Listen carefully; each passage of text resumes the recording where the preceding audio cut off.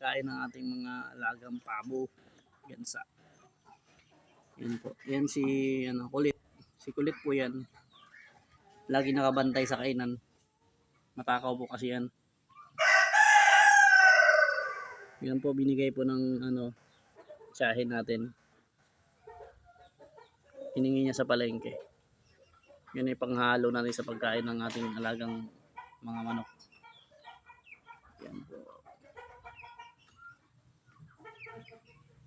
Libreng pagkain galing sa palengke. Tsaga-tsaga lang. Kailangan ng sipag at tsaga para makatipid. Mahal na ngayon yung mga bilihin na pagkain ng mga alaga. Yan, malasang malasa yung karne ng ating alaga. Kumpleto na, may gulay pa, may mga dahon-dahon pa. Lasang gulay na yung ating mga alaga, hindi na lasang karne. Talagang masustansya eh. Pala yung ating fermented darak ng mais at molasses. Ganyan lang po yung paggawa ng pagkain ng manok ng ating mga alaga. Mga pabo, yan lang po, parang lugaw. Yan po yung pagkain ng ating mga pabo. Yan lang po yan. Ganyan lang kadali. Pagkatapos i-chop, halu-haluin para manuot ang sarap ng tunay na sarap.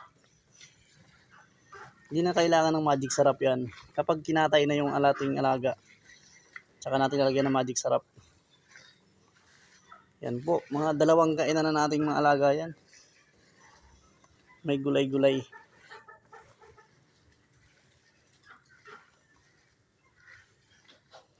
Yung ating fermented Madre de Agua,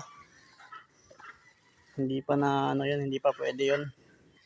Kaya ito lang muna yung darak ng mais. Tsaka molasses at may halong atubi. Pampasigla sa ating mga alaga. Vitamins po yun. Ayan pa yung mga tirang talong. Bukas ulit. Medyo madilim na. Ang bango. Ang bango ng pagkain ng ating mga alaga. Pwede na sa tao to. Kapag tumaas pa rin yung bigas, pwede na kainin ng tao to.